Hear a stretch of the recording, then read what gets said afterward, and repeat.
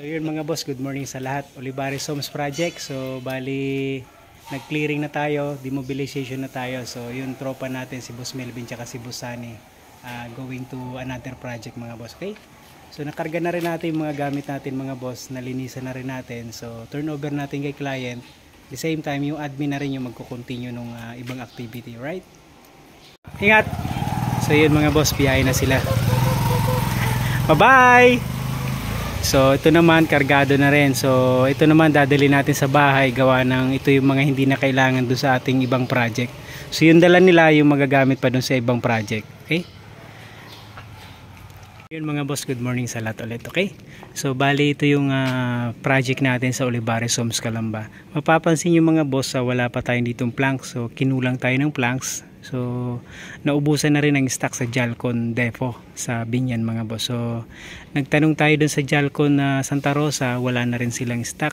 So hopefully may dumating na bagong stock, so para maikabit na rin natin. So galing na rin tayo sa dalawang supplier, so wala din silang match na kulay para dito sa ating PVC planks mga boss. Okay?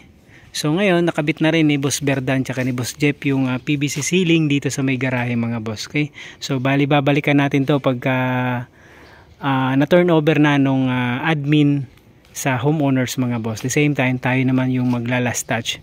So eventually nakabit na rin natin yung para sa ating side. So antayin na lang natin turnover ng admin. Okay? So tara mga boss, silipin natin. So yung gate na to mga boss, stainless to, 304.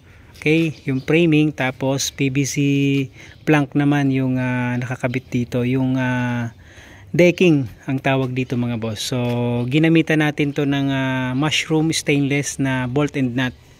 Okay, so nag-offset tayo dito, gawa ng mabibitin pagka SUV yung gagarahe dito.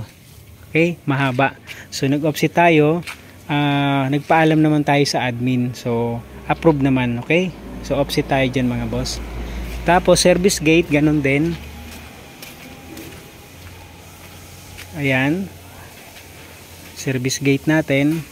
Okay, tapos naglagay din tayo dito ng tiles based dun sa perspective ni client, ilaw, ayan, so ikakabit na lang ni Jeff.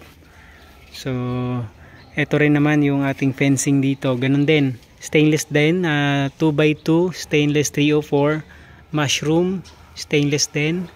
So PVC plank decking. Okay,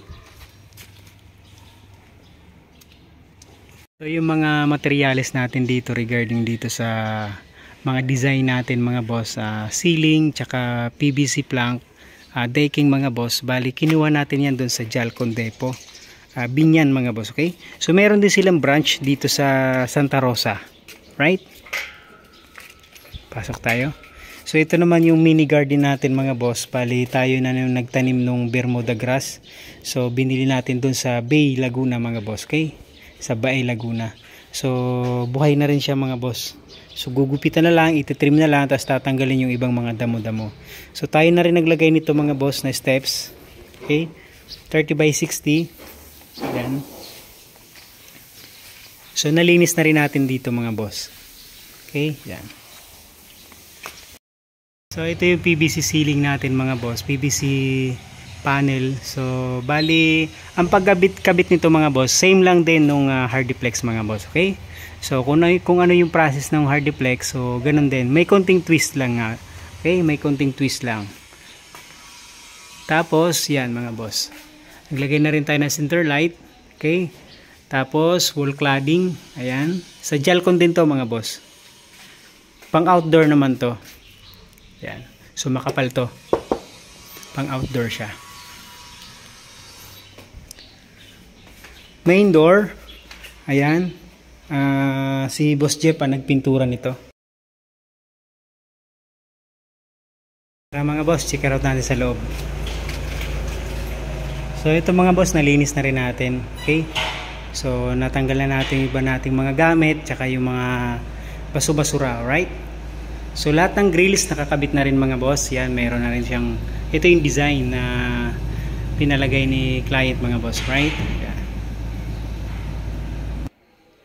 So dito naman sa lanay mga boss, nakakabit na rin yung sliding grills natin. So meron din siyang design, okay? So sliding din to mga boss. So ito yung lanay area. So future plan, magkakaroon to ng roof. Okay, so polycarbonate, abangan nyo mga boss.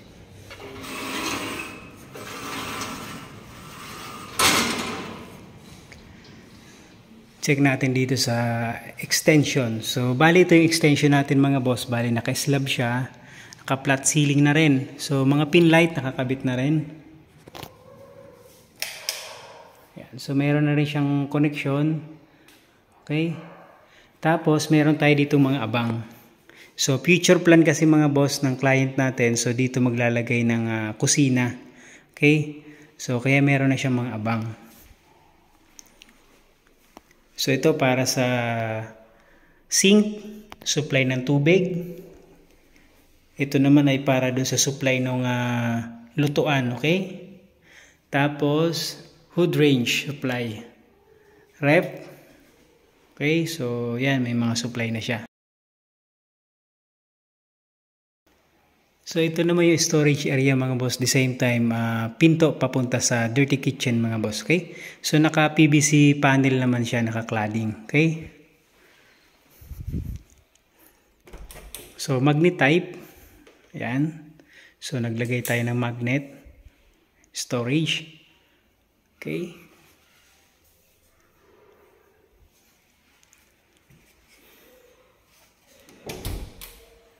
Yan. Right? Tapos, kusina naman. Ito mga boss. Yun ang kusina. So, ito yung kusina natin mga boss. Okay? So, naka-cabinet na rin siya. Supplier natin si Sir Mike. Glass and aluminum from San Miguel, Santo Tomas mga boss.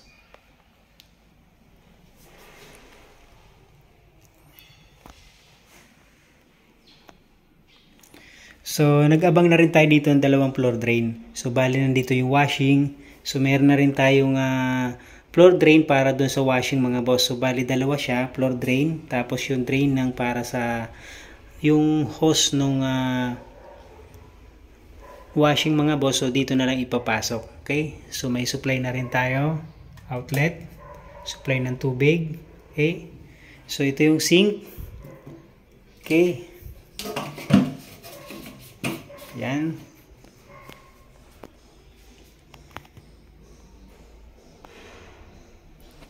So, meron na rin tayong lutuan. Kay Germania.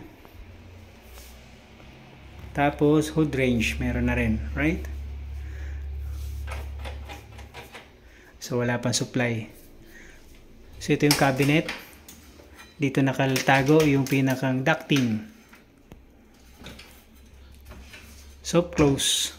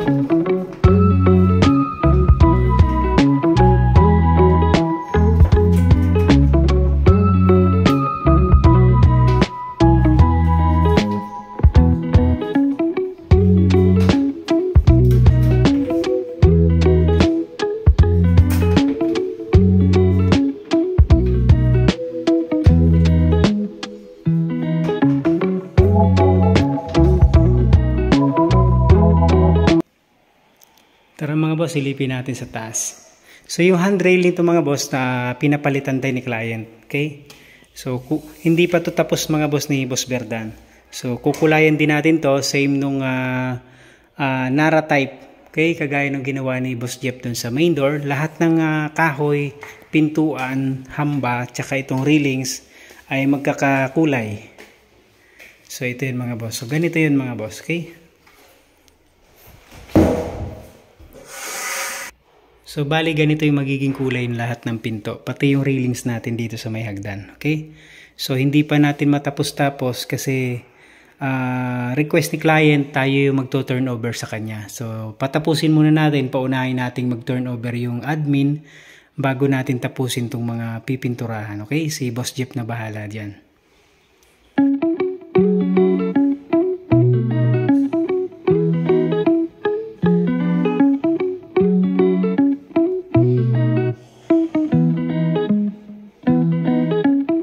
Kulay nito mga boss, magkakamukha, magkakahawig ng mga ceiling panel natin. Okay? Ayan.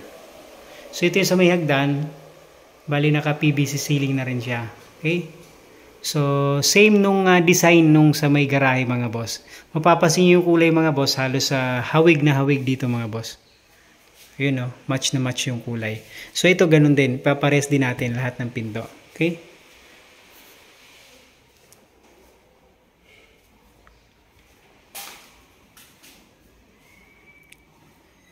Ito naman yung terrace natin mga boss. Ayan, halos tapos na rin, ano? So ito yung railings natin. So bali in-extend natin to. Itong part na to, ito yung in-extend natin. Tapos naglagay tayo ng concrete wall na fence based nung kay client. Tapos dito naglagay tayo ng metal fence. Ito. So ito yung roofing natin. So nagkaroon ng damage yung roof natin gawa nung nagkabit nung downspout. So na-concern na rin natin to kay client kasi meron naman tayong ebidensya na okay to nung time na natapos natin to. Okay? Yan. So na-concern na rin yan ni client, ni homeowners sa admin. Tapos nagkabit na rin dito ng PVC panel.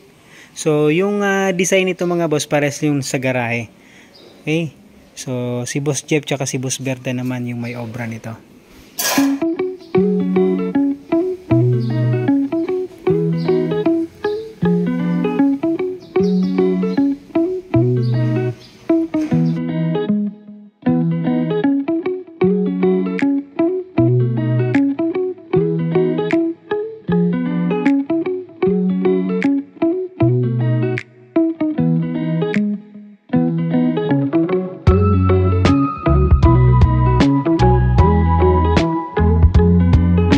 So yun lamang po muna mga boss ang ating pasilip sa ating ongoing project dito sa Olivares Homes, Calamba mga boss. Okay? So evergreen unit mga boss. So maraming salamat mga boss. Ingat pong lahat. God bless us all mga boss. Please subscribe and share. Thank you.